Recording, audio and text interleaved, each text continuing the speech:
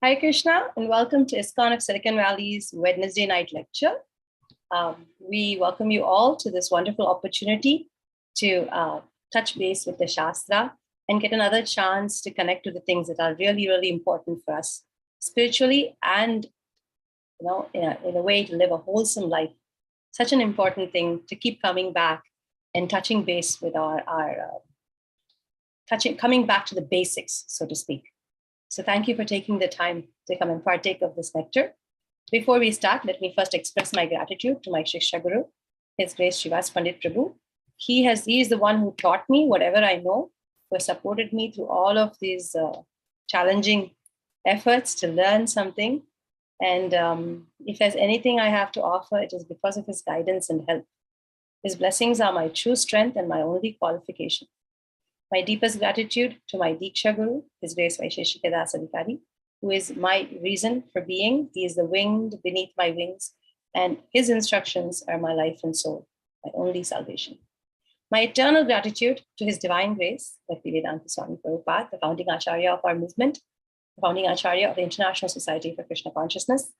He is the one who gives us the path. He is the one who gives us the map and the guides for our journey back home, back to Godhead.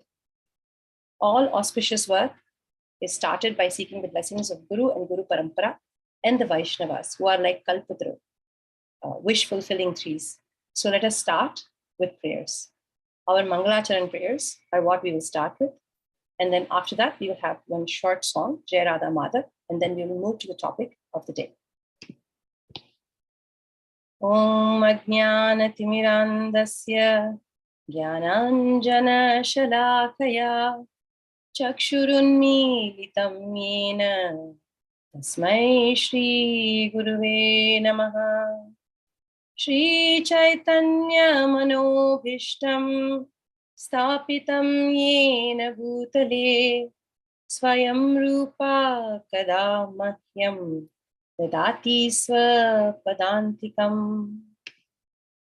Vande Aham Shri Guru Shri Yuta Padakamalam Shri Guru Vaishnavamscha Shri Rupam Sagrajatam Sahagana Raghunatanvitam Tam Sajivam Sadvaitam Savadutam Parijana Sahitam Krishna Chaitanya Devam Shri Radha Krishna Padam Sahagana Lalita Shri Vishakhanvitamscha. He Krishna Karuna Sindho Dinabandho Jagatpate Gopesha Gopika Kantha Radha Kantha Namostute. Tapta Kanchana Gaurangi Radhe Vrindavaneshwari Vrishabhanu Sute Devi Pranamami Haripriye. Vancha Kalpa Tarubhyascha Kripa Sindhubhya eva cha Patitanam Pavanebhyo Vaishnavebhyo Namo Namaha. Namo Vahavadanyaya Krishna Prema Pradayate Krishnaya Krishna Chaitanya Namne Gauratvise Namaha. Panchatattvatmakam Krishnam Bhaktarupa Swarupakam Bhaktavataram Bhaktakyam Namami Bhakta Shaktikam. Jayatam Surato Pangor Mama Manda Matirgati Matsarvasya Padambojau Radha Madana Mohanau Divya Vrindaranya Kalpadrumada Srimad Ratnangata Simhasanastav Srimad Radha Srila Govinda Devau Preshtyalibi Sevyamanau Smarami. Shriman Rasarasarambi Vamsivana Tatastata Karshan Venu Swaner Gopir Gopinatha Shriyesh Punaha. Jai Shri Krishna Chaitanya Prabhu Nityananda Shri Advaita Gadadhara Shri Vasadi Gaura Bhakta Vrinda. Hare Krishna Krishna Krishna Hare Hare, Hare Rama Hare Rama, Rama Rama Hare Hare.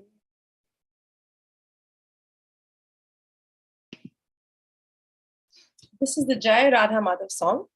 Many times we have this question in our hearts: why is it that all ISKCON lectures, all ISKCON classes start with this song? It's because Srila Prabhupada was very fond of this song, and I thought I should repeat it every time because people are not aware. Prabhupada liked this song a lot because he felt that in this song, he found the full picture of Vrindavan.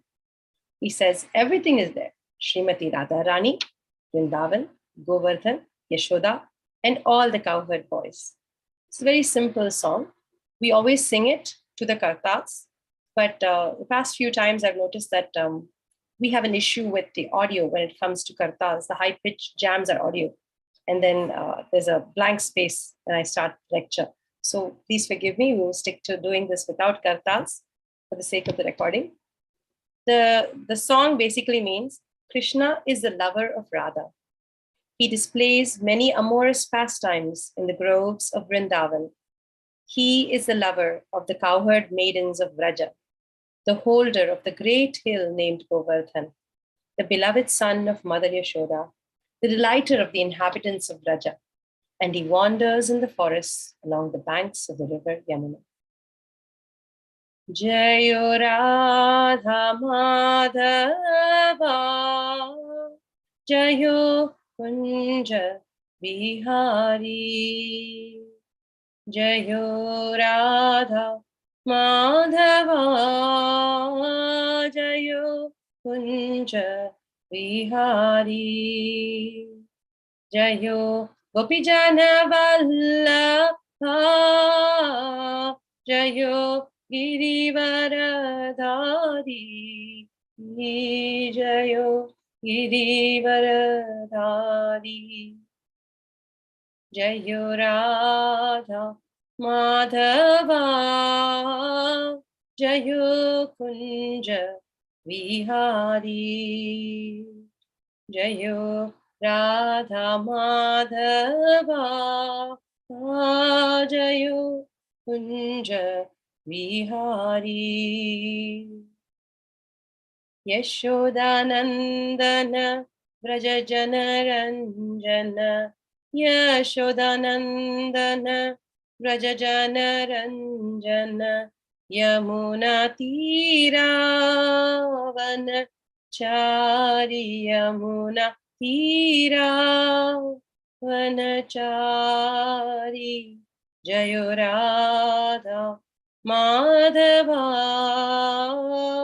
Jayo Kunja Vihari, Jayo Radha Madhava, Jayo Kunja Vihari, Jayo Gopijana Vallabha, Jayo Girivaradhari, Jayo Girivaradhari, Jayo Radha Madhava, Jayo Kunja Vihari, Jayo Radha Madhava, Jayo Kunja Vihari.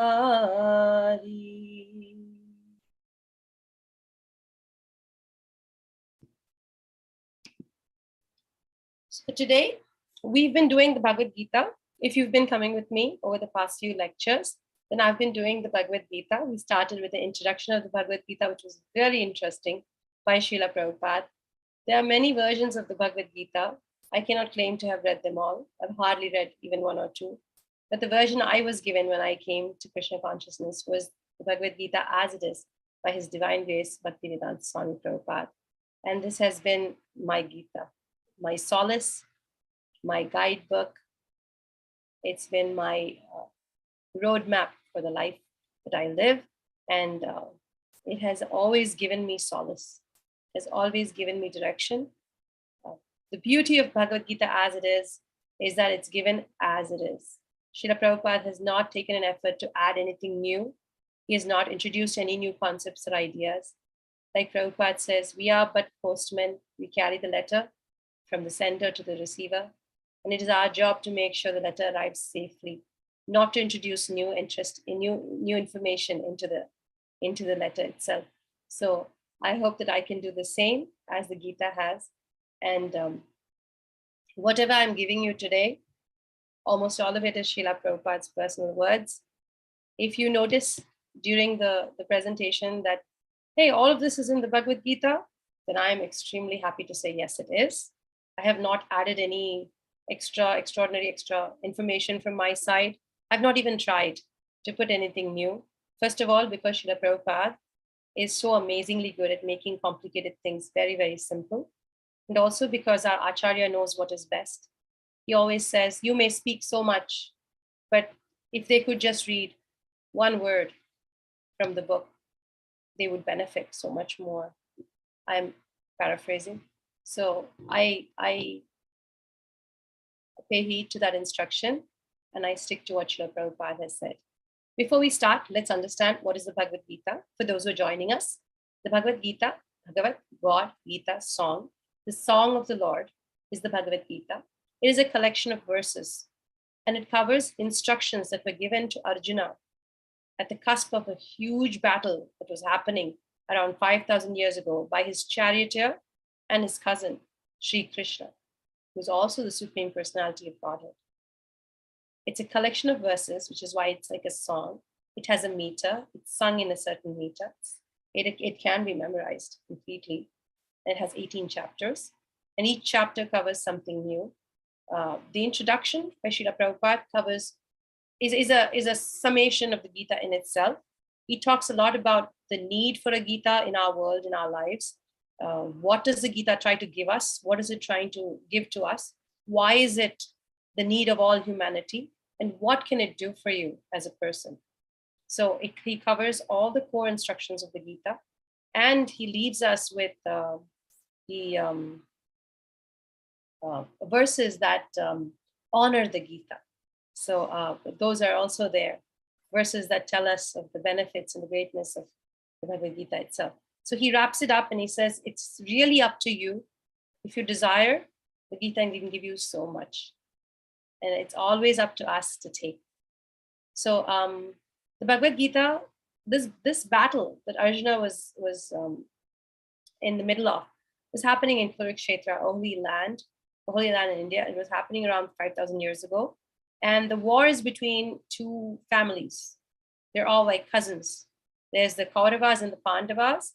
And for whatever reason, they are now, on the opposite sides of the battlefield. And Arjuna is ready to go fight because they've not been given their due right. They didn't receive the lands that they needed to get. They were pushed away and basically cheated out of what they deserved to get. And it's their job as Kshatriyas, warriors, to stand up and fight for the right thing. And this is their job. So they're going up. And Arjuna is pretty focused about it. Krishna is coming to help him. He is the charioteer for his chariot. And they bring themselves out there to the center of the battlefield because Arjuna wants to see, he's curious to know, hey, Krishna, show me who are the people who are willing to fight on their side, who are willing to die for them. I really want to know, because he thinks we are on the side of righteousness. Who wants to fight on the other side? I just want to know who's willing to die like this. And then they come to the center of the battlefield. And Arjuna scans the opposite side, and suddenly things are not as clear as they were a few minutes ago. Because what Arjuna sees baffles him. His clear clarity, his clear intent, his firm, conviction, everything starts to shake. Because across the battlefield, he sees his family. He sees his cousins, his grandfathers, his teachers, Swasharan, Pautran. So many of his family, his relatives, are all standing across the battlefield. And this is not a trial thing where, you fight and then I say, okay, I win, you lose, we're done. No, it's a fight unto death, which means most probably he will be killing them. And in a moment, Arjuna's world suddenly starts to spin. It's difficult for him to make the right decision. And as we went through chapter 1, that's what we realized. Arjuna is getting to a point where he's feeling really overwhelmed. So the Bhagavad Gita is a collection of these verses that were said by Krishna to Arjuna when Arjuna needed guidance the most, at his lowest time in his life, when he wasn't able to make the right decision. Krishna helped him understand his real position, understand what was right, what was wrong, and what he needed to do. These verses were given for the benefit of humanity at large, so that one and all may receive the right guidance, and this will help not only enrich and refocus our lives, but also bring us solace, hope, peace, and everlasting joy. The 5 main ideas covered in the Bhagavad Gita are Ishvara, which is the Lord himself, Jiva, which is you and me, individual souls, Prakriti, which is Mother Nature, Kala, which is time, and Karma, which is result of activities. So when we look at the Bhagavad Gita, the first thing we need to know is, who am I? What am I? Who am I? What is my role here?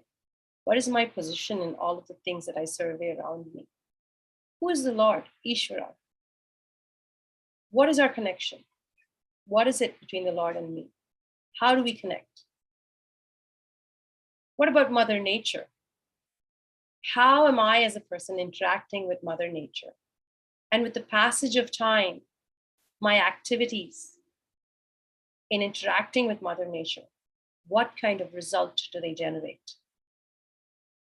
These 5 main ideas are the cusp of the Bhagavad Gita. This is what we'll be covering over and over in the chapters in different ways. In the first chapter, remember, Sanjaya and Dhritarashtra are sitting together. So we don't actually head out to the battlefield immediately. Sanjaya and Dhritarashtra are sitting together. And Sanjaya, as you know, is very specially gifted. He has what is called Dirgha Drishti, the ability to see far, far away as if it was happening right in front of his eyes. So he has the ability, like projection screens, he's able to see stuff without actually being there. And this is a great opportunity that Dhritarashtra uses. So Sanjaya is a charioteer, and he's charioteer of Dhritarashtra. Dhritarashtra is the father of Duryodhan, who is in the leader of the camp of the Kauravas. The Pandavas on the other side are with Krishna. So Dhritarashtra is sitting back home. He's not in the battlefield because he's blind. And he's asking Sanjaya, you tell me what's going on in the battle. I really want to know. And Sanjaya is giving him a minute to minute, second to second update. He's describing the formations. He's describing the battle. He's describing the mood of the people around.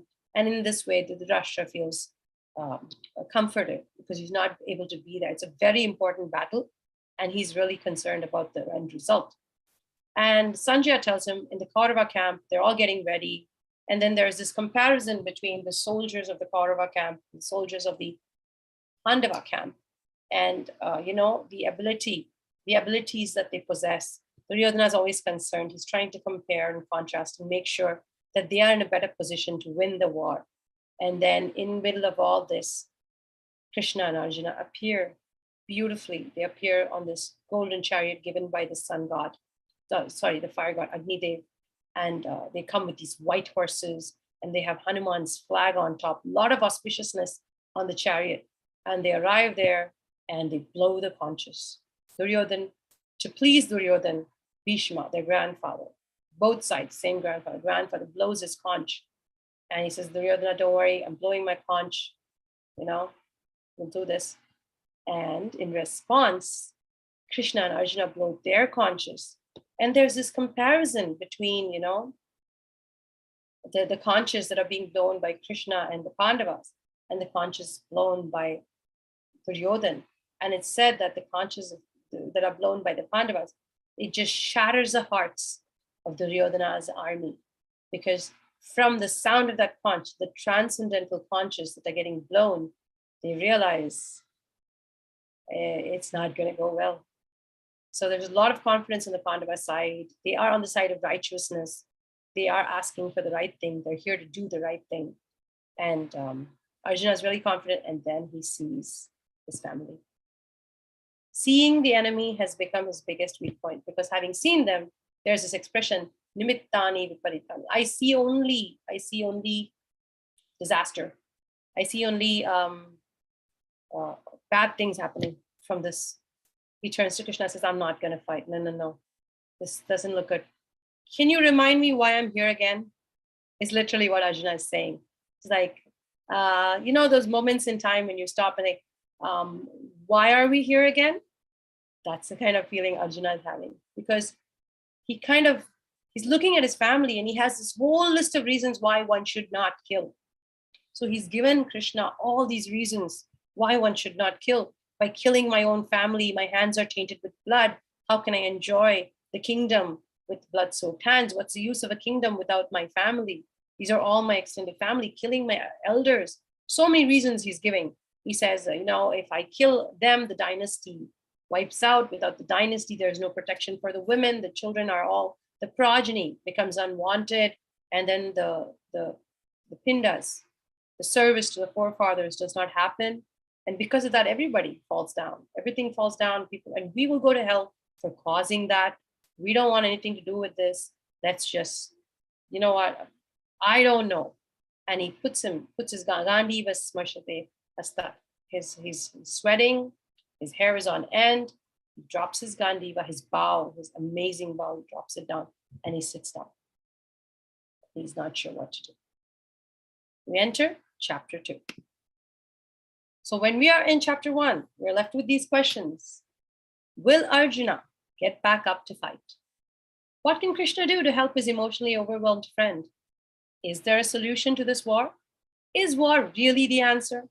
And in chapter 2, we will start getting the answers to these questions. Bhagavad-Gita chapter 2. So the first chapter was setting the scene, or observing the armies, so to speak. So when we look at chapter 1 is called observing the armies. And I usually call it setting the scene because it's all getting set, everything's in place. Chapter 2 is called Contents of the Gita Summarized. In a sense, most of the Bhagavad Gita does get covered in chapter 2, but not like everything, the essence of it. The essence of what we need to know gets covered in chapter 2. So that's why it's called Contents of the Gita Summarized. So I do have the texts in here. I don't think we can do all of it because it's 72 verses. We're going to try to get halfway mark today and then do one more next time. But it is an amazing, amazing opportunity to deep dive. Why deep dive? Overall swim through the beautiful verses of the Bhagavad Gita. I know Sanskrit may be difficult, so I stuck to English for easy understanding. Text 1 to 3. Sanjaya says, seeing Arjuna full of compassion. So Sanjaya is saying this, he's watching the scene and he's telling who? He's telling Dhritarashtra. Seeing Arjuna full of compassion, his mind depressed, his eyes full of tears, Madhusudana, Krishna, spoke the following words. The Supreme Personality of Godhead said, my dear Arjuna, how have these impurities come upon you? They are not at all befitting a man who knows the value of life. They lead not to higher planets, but to infamy. O son of Pritha, do not yield to this degrading impotence. It does not become you. Give up such petty weakness of heart and arise, O chastiser of the enemy. Nothing Krishna says is a waste of words. Krishna has measured speech. Everything he says has value. Most of what you hear in the Bhagavad Gita, every word counts. There's value to everything that's being said. So when we look at these texts and we try to understand the words, that's why we are stopping word to word, trying to understand the meanings. So Krishna is not telling him, hey Arjuna, that's so true. Why don't we about turn and rethink this whole thing? He's saying, no. He sees Arjuna so upset and he says, how did you get so upset? He says, how have these impurities come upon you? So the notable points, as I marked out as we go, are the points that we want to discuss in this. So he says, this compassion that Arjuna is showing is a material compassion for the people around him, his connections, his relatives, and their bodies. He is lamenting. He is upset about the turn of events, and he's crying. But what is he crying for? Krishna says, all this material compassion, this lamentation, these tears, they are only showing your ignorance of the real self. Compassion for the soul is real compassion. So right there, he's saying, what are you crying for? The bodies? But Arjuna, that's not right. Compassion should be for the soul. And he says, Madhusudana, killer of the demon of misunderstanding. So Krishna has many names. One is Madhusudana, killer of the demon, Madhu. But the thing is, here it's Arjuna who's expecting him to kill his misunderstanding. So here, Madhusudana does not stand for killer of the demon Madhu, but actually represents Krishna's ability to kill Arjuna's misunderstanding. So as we go, we see in the conversation, we notice Krishna is talking about the soul. He's not talking about the body. He says, you're so confused, Arjuna. How can this happen? This is Aryans. You are an Aryan. An Aryan is a civilized class of individuals who know the value of life. They live a civilization that is based on spiritual realization.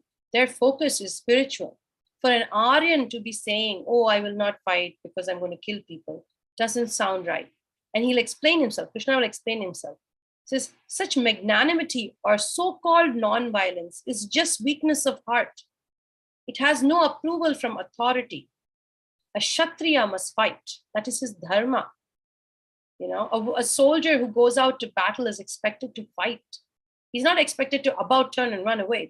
Then why are you a soldier? Your job as a soldier is to fight. Now, questioning the purpose of the fight. Yes, that is another angle that Krishna will look at. He says, a Kshatriya, first of all, refusing to fight only brings infamy to his family. So why are you refusing to fight? And he says, Kutascha, where from these impurities have arisen, Arjuna?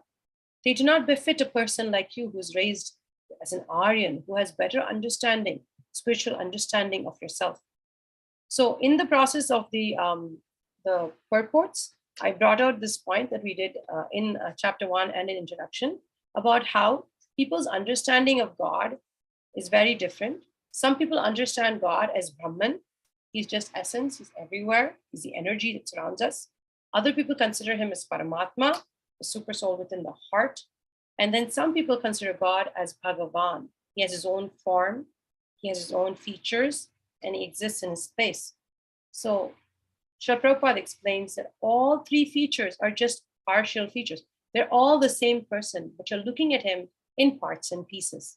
He says, just like when you look at the sun, you have the rays of the sun coming down, they can be considered Brahman effulgence, the Brahman in itself.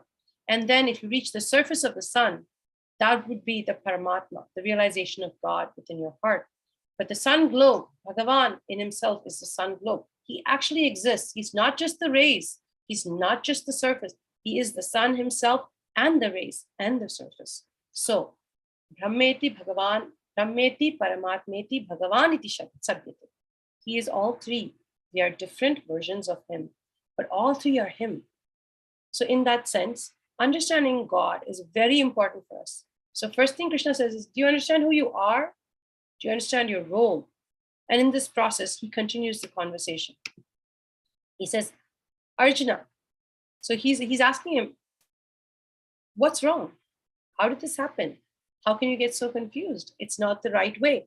And Arjuna's telling him, Arjuna says, O killer of enemies, O killer of Madhu, how can I counterattack with arrows in battle men like Bhishma and Drona who are worthy of my worship? It would be better to live in this world by begging than to live at the cost of lives of great souls who are my teachers. Even though desiring worldly gain, they are superiors. If they are killed, everything we enjoy will be tainted with blood. Nor do we know which is better, conquering them or being conquered by them. If we killed the sons of Dhritarashtra, we should not care to live. Yet now they are standing before us on the battlefield. Now I am confused about my duty and have lost all composure because of my miserly weakness. In this condition, I am asking you to tell me for certain what is best for me. Now I am your disciple and a soul surrendered unto you. Please instruct me. I can find no means to drive away this grief, which is drying up my senses. I will not be able to dispel it even if I win a prosperous, unrivaled kingdom on earth with sovereignty like the demigods in heaven. So no amount of winning was going to help me if I kill my own. So he's asking so many questions. He said, these are my seniors, my superiors, my teachers. You want me to hit them back? I can't even speak back to them. So if you look at the notes, it's very important. It says, in those days, now I notice kids will call you by name if you're their teacher. And there's a lot of comfort between the teacher and the student. And that is today. But in those days, it used to be that your seniors, your teachers are very, very honorable. You cannot talk back to them or even rude. Even to their rudeness, you cannot respond rudely. You must honor their age and their superiority. They are worshipable. Even a verbal fight is not recommended. So imagine having to physically fight with them. Arjuna says that's not right. The scriptures do not recommend that. They say you have to give them respect.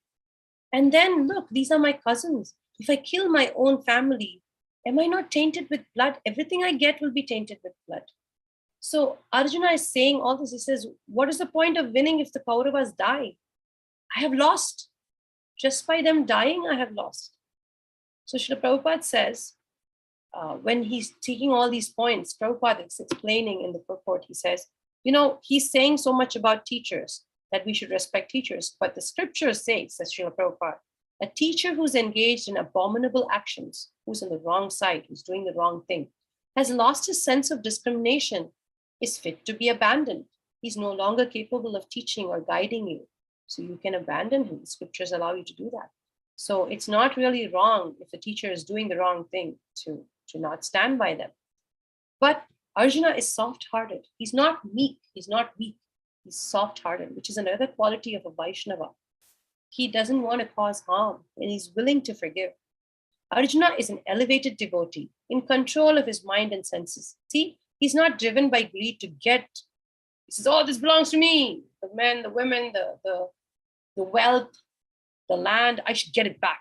It belongs to me. He says, no. He's able to stay calm and assess. He's in control of his mind and his senses.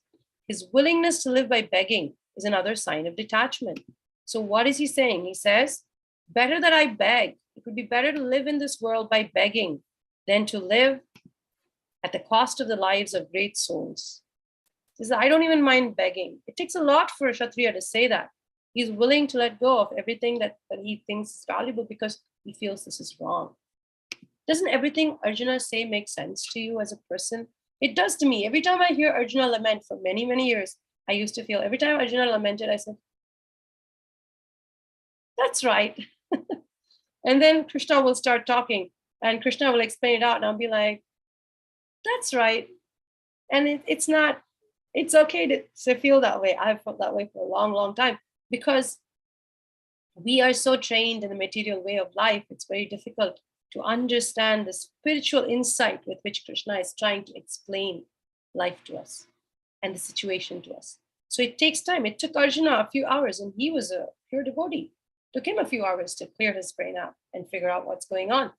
We are totally neck deep, nose deep in the material world. It takes us much, much longer to understand. But it's nice, isn't it? To see how, as you keep reading the Bhagavad-Gita over the years, your understanding starts to increase. And just like the clouds, the fog slowly parts, things start to get clearer. So here's Arjuna giving all these points. He says, no. So Srila Prabhupada says in his purports, he says, material activities are by nature perplexing. This life is perplexing, like a forest fire that starts unexpectedly. There's a twig, tick, there's a flash of light and just a spark, and then the fire picks up and it's burning. Like that in our life. Stuff goes wrong like that. You just don't know when things went totally crazy. We are at a point where we're overwhelmed and things just, nothing looks right. And we don't understand how this happened to us. But Srila Prabhupada says, that's the nature of the material world. Stuff happens. Material activities perplex everyone. The solution to finding our way out of this kind of Forest fire in our mind, in our thoughts, is to approach a spiritual master, a guru, a spiritual master in the bona fide line of succession, one who is bona fide, who's bona fide in the line of succession, and surrender unto them. Surrender and take instruction from them. Look at what Arjuna does. He's totally perplexed. He doesn't know what to do now. Kashmakash. He's very confused. And he's turning to Krishna and says, you know what? It's all been fun and it's all been, fun, but I'm so confused. I'm going to surrender unto you. You guide me. You be my teacher. And then he says, Arjuna says, I don't want to do this friendly talk anymore. I ask you, comment. I ask him, no, just tell me what I should do. Guide me here. I'm really lost. So Kripana is a word that's there in the Sanskrit that I pulled out. Says, we as material people are so attached to our way of life, the people around us. And we connect to people. We have the sense of, this is my country. These are my fellow people. These are my family. These are my children. It's called a skin disease because everything is attached to the body. And as we go on today, we'll understand why that's not quite working for us. It's called this attachment to family life, this attachment to our material connections is pretty much like a skin disease, kinship. Right? We are this is my cousin. This is my friend. This is my, we are countryman. This is my batchmate. We have a common, colleague. With all these connections with people, with bodies, is just not the right way to connect. So let's see what happens. We're at text 10. O descendant of Bharata, at that time, Krishna, smiling in the midst of both the armies, spoke the following words to the grief-stricken Arjuna. The Supreme Personality of Godhead said, while speaking learned words, you are mourning for what is not worthy of grief. Those who are wise lament neither for the living nor for the dead. Never was there a time when I did not exist, nor you, nor all these kings, nor in the future shall any of us cease to be. As the embodied soul continuously passes in this body from boyhood to youth to old age, the soul similarly passes into another body at death. A sober person is not bewildered by such change. O son of Kunti, the non-permanent appearance of happiness and distress and their disappearance in due course are like the appearance and disappearance of winter and summer seasons. They arise from sense perception, O scion of Bharata, and one must learn to tolerate them without being disturbed. So Krishna finally smiles. Is he smiling because his friend is in trouble? No, he's smiling because Arjuna has finally said, well, I am not asking for opinion. I'm not asking you to comment. You don't have to support me. Just guide me. Be my master. I bow down to you. I will take instruction. Krishna smiles because he approves. He says, okay, then I will guide you. You want my advice? You want to follow with sincerity? Then I will help. And the first thing he says is, Arjuna, why are you such a fool?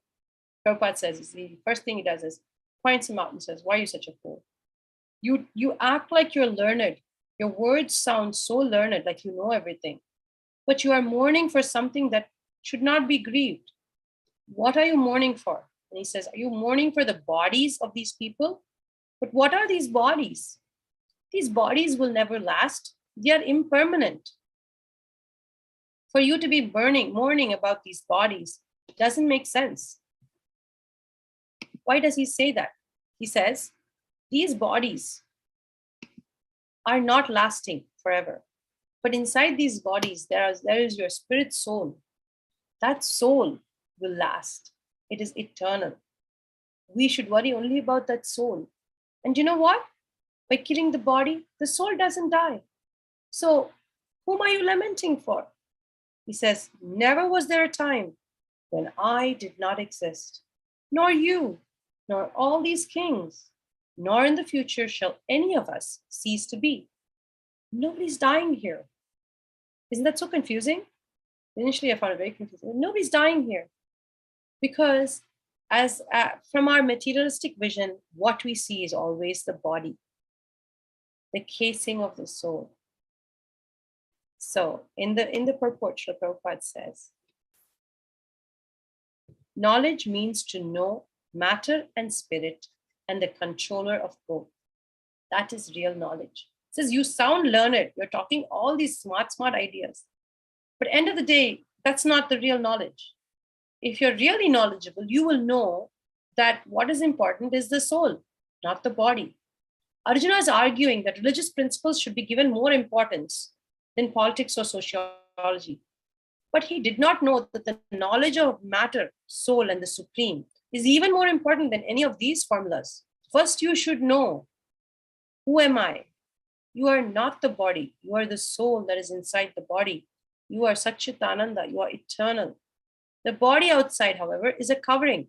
And just like the body grows through 6 stages, the body grows, steadies, reproduces, and then declines, and then dies. In this way, in this process, the body evolves and degrades. The soul inside the body is also moving, but it's not being born or dying. It's moving from body to body, just like we change clothes. You buy a new pair of jeans. They look super good, look super cool. And then, like every teenager, which I have also done, the same 3 jeans, we wear them every day.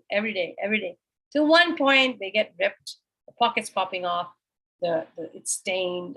And at one point, you just have to let it go. Remember how mom would be like, you gotta let it go. You gotta throw this one. Buy new ones. You're like, no, but you have to. It's part of life. You know when you buy the clothing that one day you're going to have to throw it away. They don't last. Similarly, a person with full knowledge and understanding knows that this body into which I have been put is very temporary. It will not last. But the soul inside, me, aham, the soul, I'm eternal. Which is why sometimes when distributing Bhagavad-Gitas, I always tell people it's a great opportunity to really stop and examine. I tell them, do you remember when you were in kindergarten? They're like, yeah. Do you remember what size you were in kindergarten? Do you remember how everything used to look big and you were so small? And the friends you had and the teacher and the interactions? Like, yeah. And now, who are you? You're working in Intel or whatever. You're a teenager, you're in college. Is it the same you in kindergarten? Is it the same you now? Yes. So then what about that body? Why are you not still in the kindergarten body? The body has changed, right? But the you inside the body, that hasn't changed. It's still you. It was you in kindergarten. It was you going through middle school, high school. It's you working at the desk. One day it'll be you married. One day it'll be you, an older person. The body is constantly changing. And these are one of the best ways to realize it. Just growing shows us that this body is constantly changing. It's not one body. This body is constantly changing. At one point, it will degrade. And just as we got it, one day we will have to let it go. This is real knowledge. Matter and spirit, knowing the difference, and the controller of them both, understanding who is Sarva Karana Karanam. Who is the Lord? Who controls this flow? Why does this happen? It's very important. Now, there's a point here that I missed. It says, the Bhagavad Gita is being spoken by Arjuna and Krishna in the field of battle. And Srila Prabhupada says, they're speaking this in the field of battle, out in the open. This discussion is happening out in the open. So we should understand that this instruction, the Bhagavad Gita, Krishna doesn't do anything by coincidence. He's not a coincidence guy. No. Everything has a purpose. Everything has a reason. Every word he speaks has meaning. It's relevant. It's there for a reason.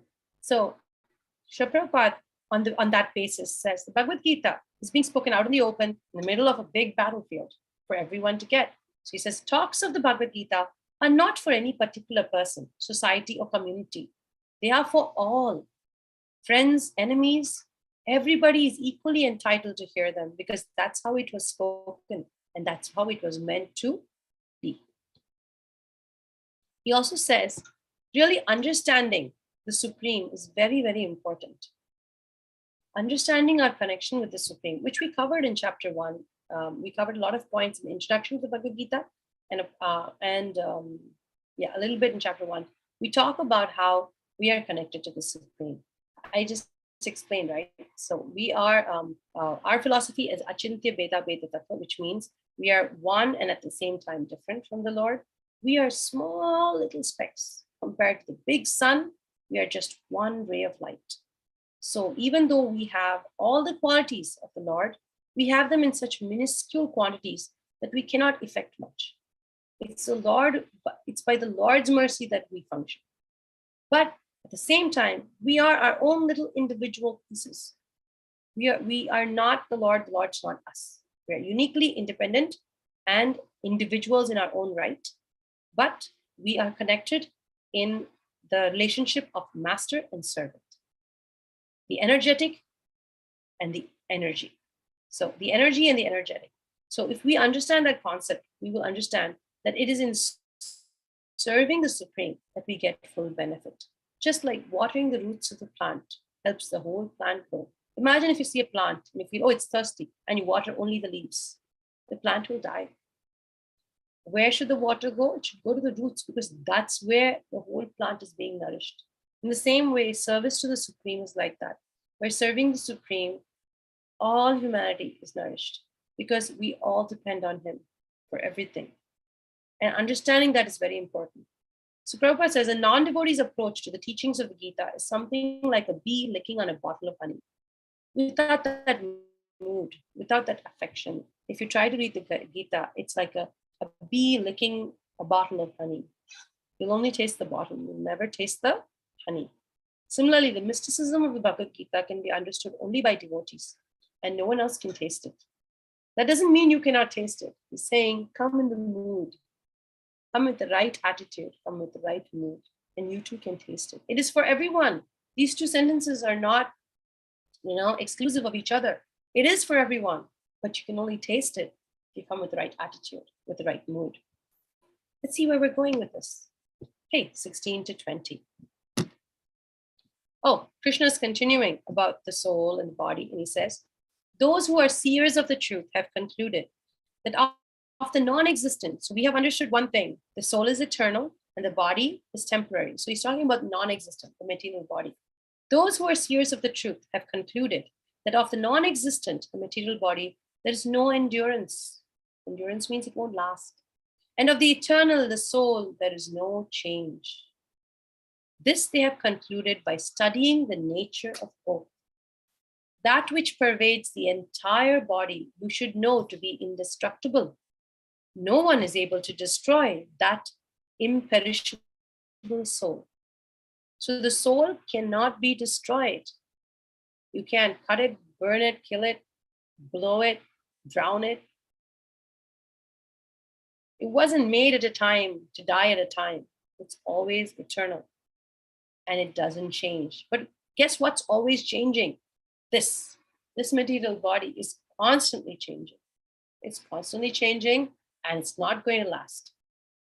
That which pervades the entire body, you should know to be indestructible. It is the soul that pervades the entire body. No one is able to destroy that imperishable soul. The material body of that indestructible, immeasurable, and eternal living entity, the soul, is sure to come to an end. The material body is surely going to go. Therefore, fight, O descendant of Bharata. Neither he who thinks the living entity the slayer, nor he who thinks it is slain, is in knowledge. For the self slays not, nor is slain. The soul doesn't die, the soul is not born. So whom are you killing and who is doing the killing? Says Krishna. For the soul, there is neither birth nor death at any time. He has not come into being, does not come into being, and will not come into being. He is unborn, eternal, ever existing, and primeval. He is not slain when the body is slain. So when you kill the body, you cannot kill the soul. Super simple. Or so it seems. So, This is the beginning of Krishna's instruction. The Lord is giving this instruction to living entities. He says, first, remove your ignorance. How do we remove it? Point 1, re-establish the eternal relationship between the worshipper and the worshipable. I am the worshipper, the Lord is the worshipable. And this relationship, eternal relationship between the soul and the super soul, has to be re-established. Second, understand the difference between who you are and who the Lord is. The difference between the part and parcel living entities and the Supreme Personality of Godhead. This difference can be understood only by studying the nature of it. One can understand the nature of the Supreme by thorough study of oneself. Although there is no difference between the energy and the energetic is accepted as the Supreme, and the energy or nature is accepted as the subordinate. So these are all the concepts. Remember, we're not going deep into it because this is chapter 2. Contents of the Gita is summarized, which means there will be more chapters that go deeper and deeper into this study. But Krishna is just trying to give the overall concept here. So he says, what is spread all over this body? What is it that's spread all over this body? It's consciousness. We are aware, we are conscious of the pain and the pleasure that is happening in this body, in part or in whole. This spreading of consciousness is, however, limited within one's own body. I am not conscious of the pain and pleasure of the body of another person. That's not possible. So our consciousness is limited in scope. It can only cover our own bodies. I think a mother can understand this really, really well because she has a lot of empathy and sentiment, but I'm not saying it's just mothers. Please forgive. It's just a concept. When the kids get hurt, so many times you hear the statement, I will take the pain. I would rather me be sick than my child. But at no point in time can she actually do that, right? I cannot feel that person's pain. I cannot feel that person's joy. I can only watch and observe. But my pain, my joy is real. I can actually feel it. In the same sense, he says, this consciousness, the soul is spreading consciousness all over my body, but it limits to my body. Whereas super soul is conscious of everyone and everything. Super soul is amazing. The soul in itself is amazing, but the super soul is a completely different level. People who are in full knowledge can never confuse themselves, can never confuse the individual soul with the super soul because they're not on the same platform. An individual soul can only do so much. They're very similar. Their abilities are very different. Individual soul can only do so much. Whereas a super soul is aware and cognizant of what's happening with other souls too. He's everywhere because he's Paramatma in the heart of every living entity. So what is spread all over the body is consciousness. Everyone is conscious of the pains and pleasures of the body in part or as a whole. This spreading of consciousness is limited within one's own body. The pains and pleasures of one body are unknown to another. Therefore, each and every body is the embodiment of an individual soul, and the symptom of the soul's presence is perceived as individual consciousness. Each and every body is the embodiment of an individual soul, and the symptom of the soul's presence is perceived as individual consciousness. So let's see what this soul is like. Very interesting. Now that I know this is not me, I want to know who is me. I'm a soul. What do I look like? What is my size? How do I, I can't see that then. I only see the body. Let me see the soul. And it's explained. This soul is described as 1/10,000th part of the upper portion of the hair point in size. So if you take hair, not the bottom root, but the tip, the upper portion of the hair, it is 1/10,000th of the size of the upper portion of the hair. And this is written in the Shvetashvatra Upanishad 5.9. Can we measure that? No. The individual particle of spirit soul is a spiritual atom smaller than the material atoms. And such atoms are innumerable. There are innumerable spirit souls. This is a very small spiritual spark and is the basic principle of the material body. And the influence of such a spirit spark is spread all over the body as the influence of the active principle of some medicine spreads through the body.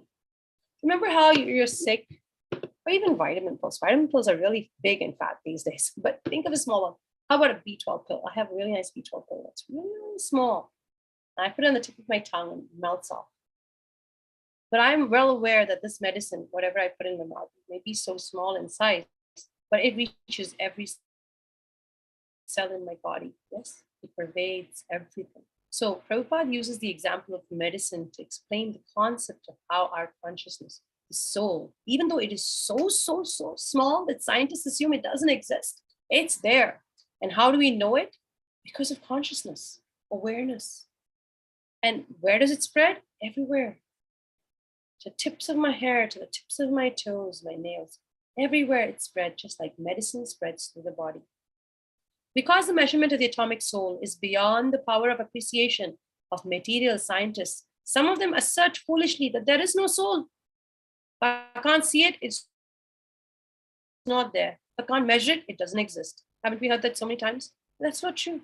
The individual atomic soul is definitely there in the heart, along with the super soul.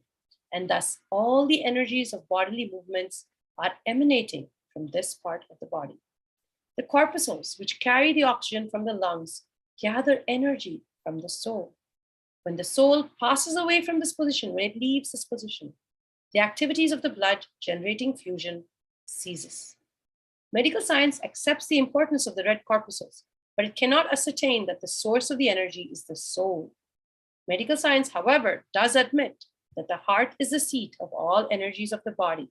Now, all this is Prabhupada giving his explanations in the back. They're called purports.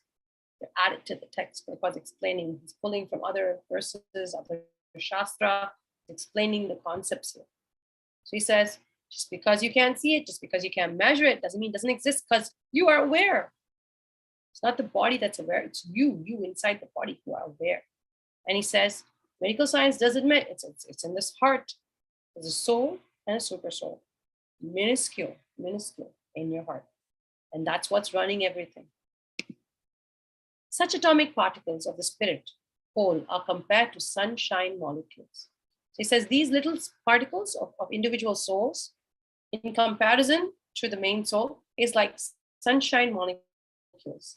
In the sunshine, there are innumerable radiant molecules. Similarly, the fragments of the Supreme Lord are atomic sparks of the rays of the Supreme Lord, called by the name Prabha, or superior energy. The Mundaka Upanishad 3.1.9 says, Isho nur atma cheta saveditavyo yasmin prana panchadasam vivesha pranais chittam sarva uttam prajanam yasmin vishuddhe vibhavati esha atma. The soul is atomic in size and can be perceived by perfect intelligence. This atomic soul is floating in 5 kinds of air: prana, apana, vyana, samana, and udana, and is situated within the heart and spreads its influence all over the body of the embodied living entities. When the soul is purified from the contamination of these 5 kinds of material air, its spirit influence is then exhibited. And how do you purify? Hatha Yoga. The Hatha Yoga system is meant for controlling the 5 kinds of air that encircle the pure soul by sitting in different kinds of postures. It's not for any material profit, but for the liberation of the minute soul from the entanglement of the material atmosphere. So that was an interesting little note. So I wanted to add that in. Just as sunlight maintains the entire universe, so the light of the soul maintains this material body. Just the light, the energy of the soul is maintaining its material body. As soon as the spirit soul leaves this material body, the body will start to decompose. Therefore, it is the spirit soul that maintains the body. When an embodied living entity, we say embodied because something's inside it. Embodied. When an embodied living entity, the entity is sitting inside a body, it's enrobed inside a body, is hurt by fatal weapons.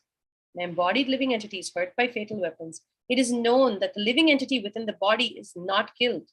The spirit soul is so small, it is impossible to kill him by any material weapon, nor is the living entity killable because he's spiritual by nature, he's eternal. First of all, the soul is super small. How are you going to kill it? Secondly, the spirit soul is eternal. So by its spiritual constitution, you cannot kill it. So then what is being killed? It's only the body. What is killed or supposed to be killed is only the body. This, however, does not encourage killing. So the Shastras say, just because by killing the body you don't kill the soul, you don't just go around with a knife killing things, killing animals, killing people. No, that is not supported. That's violence. Vedic injunction is Ma himsyat sarva bhutani. Ma, do not himsyat. Do not commit violence, sarva bhutani, to anyone. So killing the body of anyone without authority, without authorization, killing is abominable and punishable by law of the state as well as by the law of the Lord. So we do not encourage animal slaughter. Killing anybody unnecessarily, needlessly, without authority is unapproved. Arjuna, however, in this circumstance is not killing unapproved. He's being asked to kill for the principles of religion. It's not whimsical killing. He's there for a reason. They have misbehaved. They have broken the etiquette. They have not done what's right, and he's here to enforce it. So, killing by itself is not approved. Killing by itself doesn't kill the soul. But where it is authorized, it happens. So as we go, it will be explained. Now, let's see the body. It says, we covered this before. The body is subject to 6 kinds of transformations. Remember, it's born, it grows, and then it's birth, growth, and then it will stabilize at a point, reproduce, then it will degrade, and then it will die. And these are all changes of the body. The soul undergoes no such change. Because it doesn't undergo any such change, the soul is called steady, or kutastha, steady. The soul has no birth. It has no past, present, no future. He is eternal, ever existing, and primeval. There's no trace in history of his coming into being. He was always there. Katha Upanishad 1:2-18 explains that. Even if one does not find the soul within the heart where he is situated, one can still understand the presence of the soul simply by the presence of consciousness. Sometimes we don't see the sun.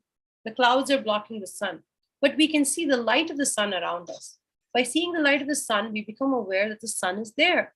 Even in the morning, the first hint that the sun is coming is not the sun, it is the light of the sun. Morning's first rays already tell us that the sun is coming. So like that, the consciousness in all bodies, whether it be man or animal, even plants, everywhere. The consciousness, we can understand the presence of the soul through the consciousness. This consciousness of the soul is different from the consciousness of the Supreme. That's another very important thing. First, understand who you are and understand your relationship with the Supreme. You're different because the Supreme Consciousness is all-knowing. It has also always existed, past, present, and future, but it knows all the past, present, and future. Whereas this conscious individual soul is prone to being forgetful. It doesn't know what it did last birth. So this soul, the last shirt it wore, it forgot. Right now I'm wearing this shirt and this is all I know. And one day when I switch out this shirt and I change another shirt, I'm like, ding. Imagine if we lived like that. I wear a shirt and it's all good, and I change my shirt and I'm like, this is my shirt. And someone says, weren't you wearing a blue shirt yesterday? I'm like, what? This is my shirt. But that's how it is. That's how the soul functions for its own reasons. The soul only connects to what's happening in that body at that time. It has a tendency to be very forgetful. Whereas the super soul forgets nothing. He's aware of everything, everyone. Okay, text 21 to 25. We've got a little bit more to cover before we close. O Partha. So this is Krishna continuing. O Partha, how can a person who knows the soul is indestructible, eternal, unborn, and immutable kill anyone or cause anyone to kill? As a person puts on new garments, giving up old ones, the soul similarly accepts new material bodies, giving up the old and useless ones. The soul can never be cut to pieces by any weapon, nor can it be burnt by fire, nor moistened by water, or withered by the wind. This individual soul is unbreakable, insoluble, and can neither be burnt nor dried. He is everlasting, present everywhere, unchangeable, immovable, and eternally the same. It is said that the soul is invisible, inconceivable, and immutable. Knowing this, you should not grieve for the body. Doesn't Krishna sound right? So Prabhupada explains in his notes, everything has a use. Violence has its own use. He says everything has its proper utility, violence too. How to apply violence rests with the person in knowledge. What does he mean for that? So it goes on saying, in Manu Samhita, the law book for mankind, it is supported that when a murderer, someone kills someone, a murderer should be condemned to death so that in his next life, he will not suffer for the great sin he has committed. By giving up, by killing him, condemning him to death, by cutting short his life now, whatever benefit he could have enjoyed, he loses it now. That keeps him from suffering in his next life. So actually, putting him to death is beneficial to that person. It's not actually causing violence because he has committed violence. He has murdered somebody, unauthorized killing. For that, it's a great sin. So when an authorized person passes a ruling or verdict or corrects a person who has committed a mistake, an authorized person, then that violence is validated. That's why we have judges and courts and sentences. Similarly, when Krishna orders fighting, Krishna is Supreme Personality of Godhead, when he says we must fight, it is concluded that the violence he is asking you to commit is for supreme justice. It is not violence at all, because at any rate, the man, or rather the soul, cannot be killed. So for the administration of justice, so-called violence is permitted. A surgical operation is not meant to kill the person. It is meant to cure the patient. Look at the beautiful example Srila Prabhupada gives. So in that way, Krishna is saying, these people are bad and what they've done is wrong and we need to punish them and you need to do this.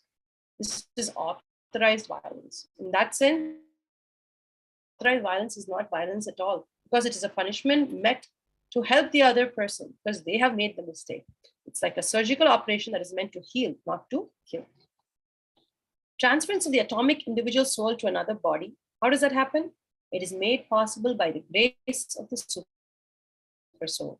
The super soul fulfills the desire of the atomic soul as one friend fulfills the desire of another. More of this we will read as we go 18 chapters in the Gita. And if you're interested, then you should get yourself a copy of the Bhagavad-Gita as it is by His Divine Grace Bhaktivedanta Swami Prabhupada. And please go through that and find the answers. There's more there. But we're just looking at it from the overall as Gita summarized. Vedas like the Mundaka Upanishad 3.1.2, as well as the Svetesvara Upanishad 4.7, compare the soul and super soul as two friendly birds sitting on a tree. I think there was a song for the birds. One named Peter and one named Paul. Fly away, Peter, fly away, Paul. Come back, Peter, come back, Paul. Do you remember that nursery rhyme that we used to? I work with kids, so comes back to me like that.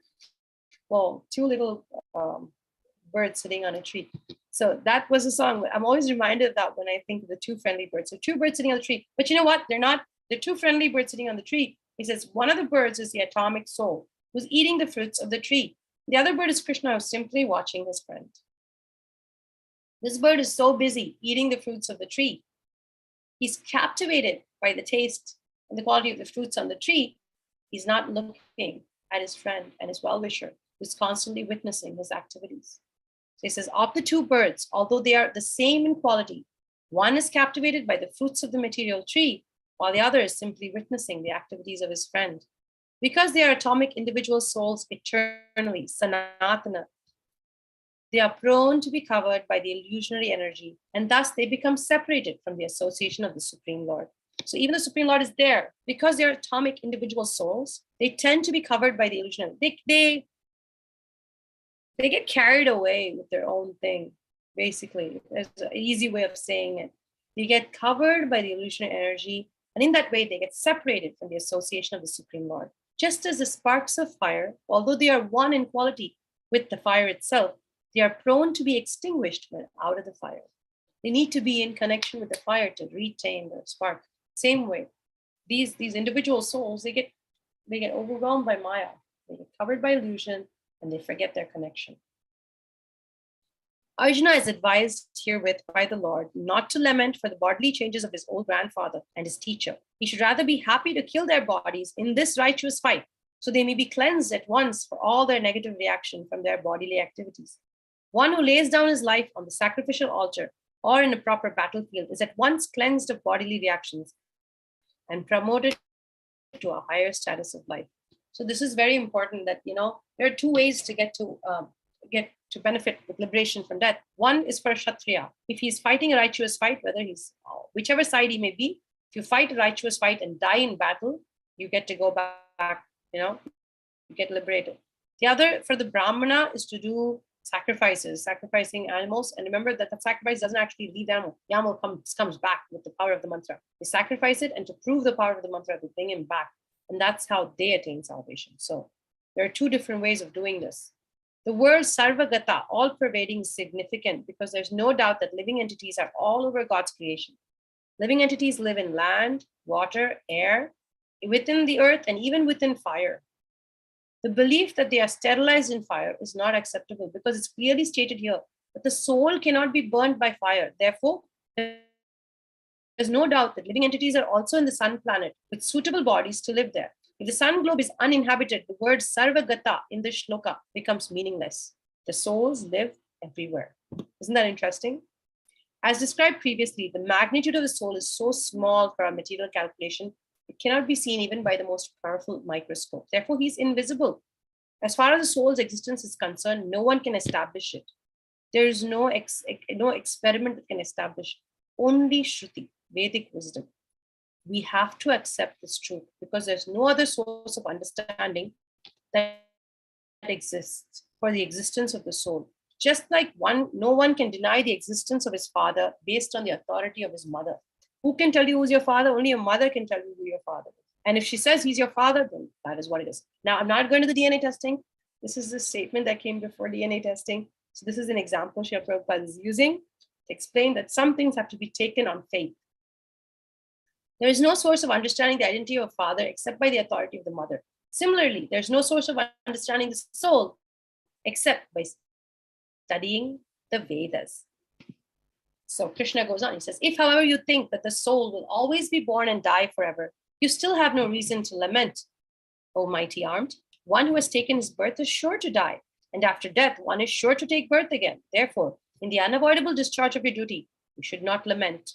All creatures created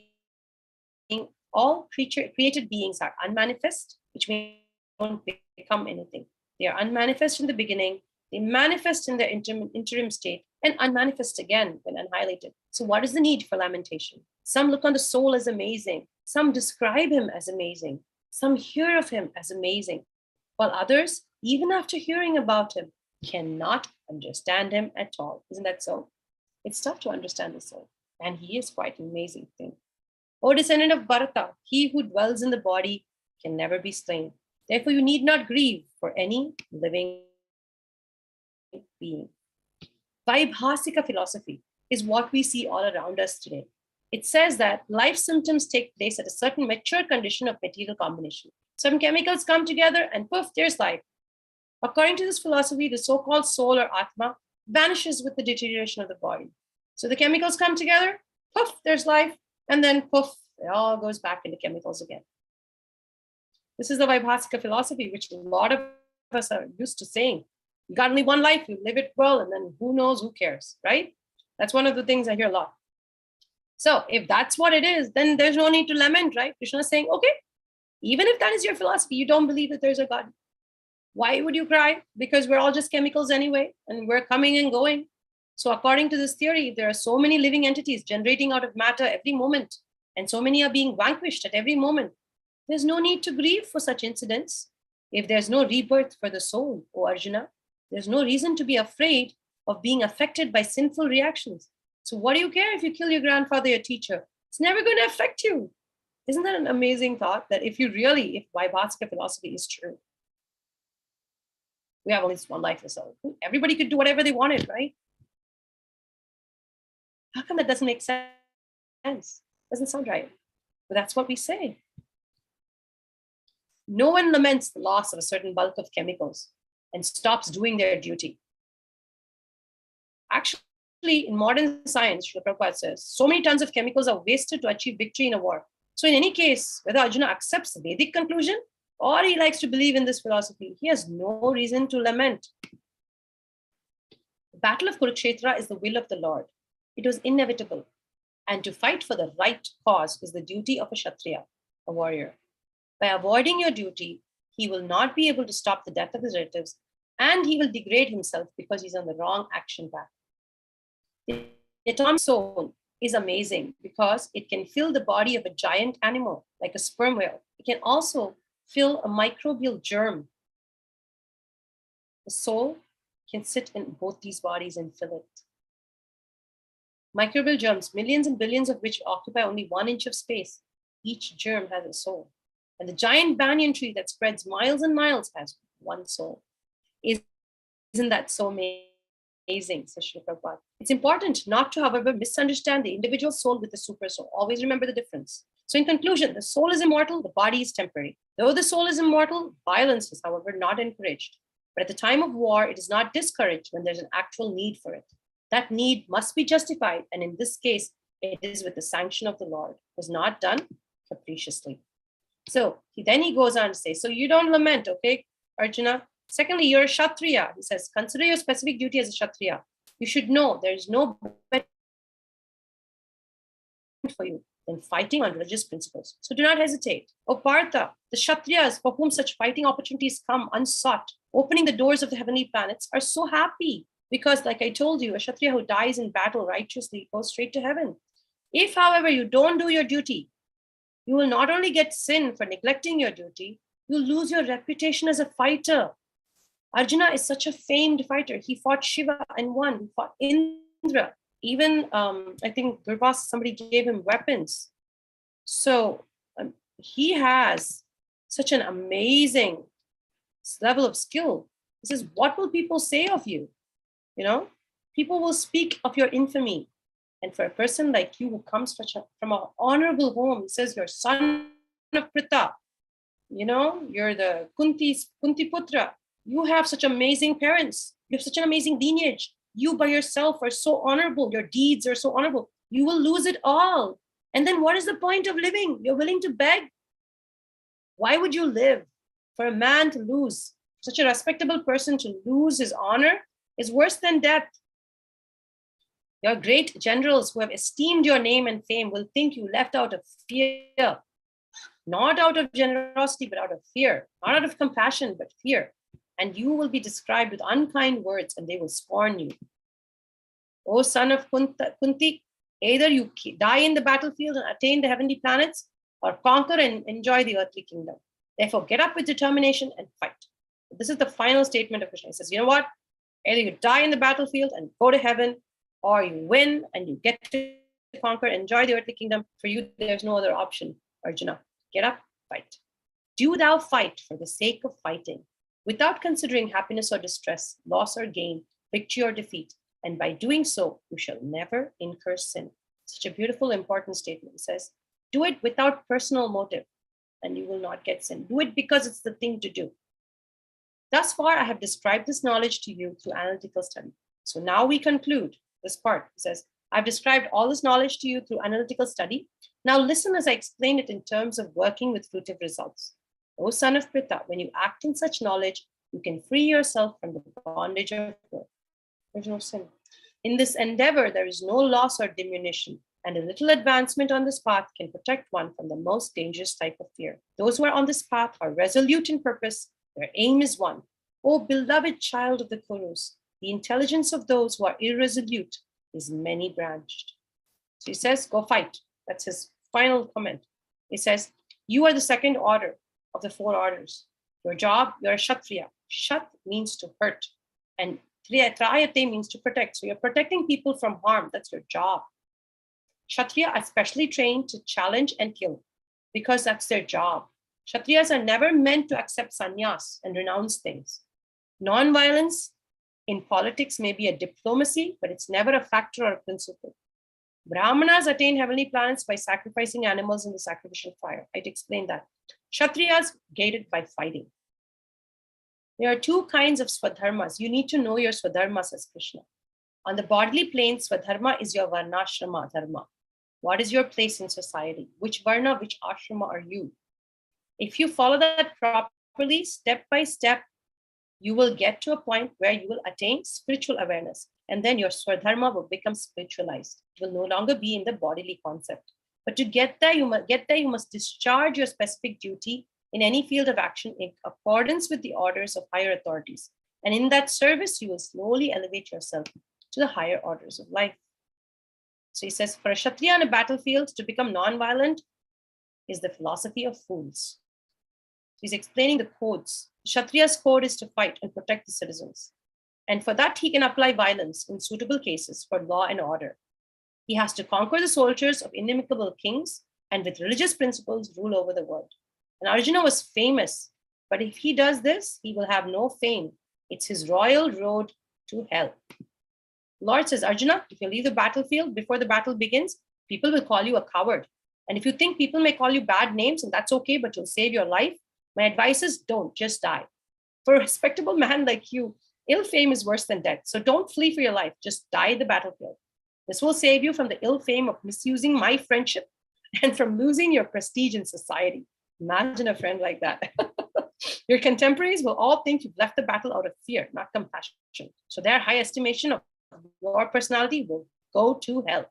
So Krishna's final judgment is die rather than flee. Either you die or you win. Escape is not an option. Going away is not an option. So this is what it is. I won't go into Sankhya because then that was the start of the next part. Let's not go there. We can stick to just this part. And then we can stop right here. And then Krishna goes on to explain more things. But right here, he's telling Arjuna, you know what? You don't have a choice. Go fight. And he's instructing him. He's not talking as a friend here. He's actually telling him, you don't have a choice. What are you lamenting about? I've explained it to you from 3 different angles and you're still confused? No. And what do you think? But if you just walk away, you're going to get away with it? No. You have a reputation to think of. You have a lineage to think of. And for a person like you, you're my friend. You're Pritha's son. You're Kunti's son. You are a Kuru, the best of the Kurus. Look at all these names he's using. The names have a reason. The names represent who he is, what he is. He's again reminding you, you can't afford this. So at this point, it's very clear what he needs to do. But then he goes on, says, I'll explain these concepts in a little different way. He says, I'll explain Buddhi Yoga to you. So we will stop here today. And next time we will learn more about the process of Buddhi Yoga, understanding the importance of Vedic injunctures, how to work in devotional service, the effect of push and pull on our senses, and the benefit of learning detachment from sense gratification. All of this will get covered in the second part of chapter 2, which we'll meet up next time. And hopefully, Krishna willing, we will continue and see more of what Krishna has to tell us. So I have one question from me to you. Remember the questions in chapter 1 we were left with? Will Arjuna get back up and fight? What can Krishna do to help his emotionally overwhelmed friend? Is there a solution to this war? And is war really the answer? Do you think any of these questions were answered today? I do. How about you? So if any of these questions you found the answers to, and it's more clear to you now, I'm extremely happy that we were able to have this nice conversation and share this nectar. Bhagavad-Gita always has solutions for everything. It's just a matter of reaching out to it at the right time and to seeking the guidance in the right frame of mind. I thank you for your patience and accommodation. Please forgive me for my mistakes. I am perpetually a student in training. Of course, there will be offenses, there will be mistakes, there will be mild miscalculations on my part. I beg forgiveness. If there's anything useful that you found in today's lecture, please take it as the blessings and mercy of my Guru Maharaj, whom I try to serve. Thank you so much for coming and sharing this day with let me just see. Does anyone have anything to say? Any questions before we wrap up? Let me stop the share. Okay, so at this point we have 5 minutes left. Just want to remind you that we are in Kartik Mas. It's a beautiful, beautiful month, Damodar Mas. And we light lamps, lamps for the Lord, morning and evening, all through this month. They must be doing it at the temple right now. If you do get a chance, do light lamps for the Lord and pray to his Damodar form, is the form in which he's a little baby running around, and Yashoda is trying to catch him because he's been naughty, and she ties him up to the mortar. She ties him up to the mortar, and it's such a beautiful scene. The Damodar Ashtakam, which we sing to the Lord every day, describes the beauty of that little child, the Lord himself, and his situation being tied to the mortar by his mother, who loves him so very dearly. And it's just one of his pastimes, beautiful pastimes. And Damodar Mas is extremely merciful on us. Very, very auspicious month. So we recommend you do a little bit of reading, maybe the Bhagavad-Gita, recommend you light the lamp, and any little austerity that you can take or undertake this month, any contribution you can make towards the Lord, to the Lord, any donations, anything. It's considered extremely auspicious to do that in this month. So I recommend you try. And I will leave you with that thought. We'll see you back here next Wednesday with another